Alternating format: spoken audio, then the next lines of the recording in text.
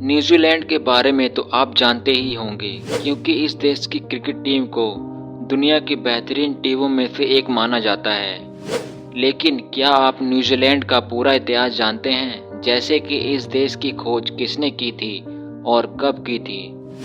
वैसे तो दुनिया के ज़्यादातर लोग यही मानते हैं कि इस देश की खोज ब्रिटेन के कप्तान जेम्स कुक ने वर्ष 1776 में की थी।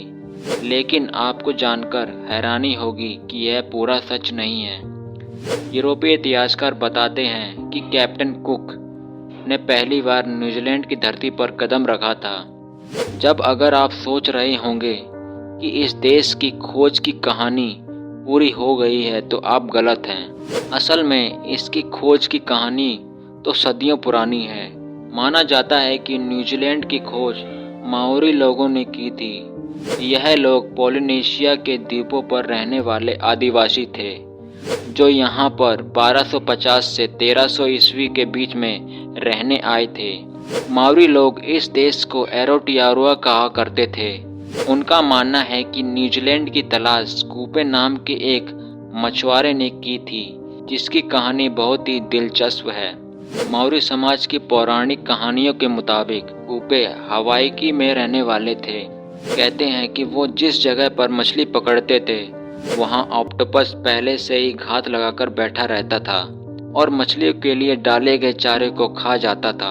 अब कूपे को लगा कि यह ऑक्टोपस एक दूसरी जनजाति के मुखिया मुतुरांगी का है, जो उनका प्रतिद्वंदी है।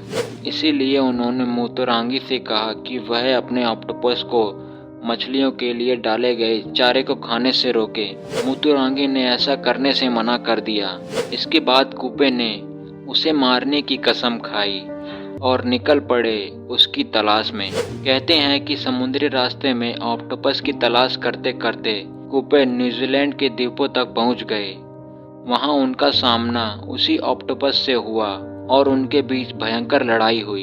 इस लड़ाई में आखिरकार कूपे ने ऑक्टोपस को मार गिराया। इसके बाद उन्होंने न्यूजीलैंड के उत्तरी द्वीप का चक्कर लगाया और कई जगहों के नाम भी रखे। हालांकि कूपे न्यूजीलैंड के द्वीपों पर कब बसे थे, इसका कोई स्पष्ट प्रमाण नहीं मिलता।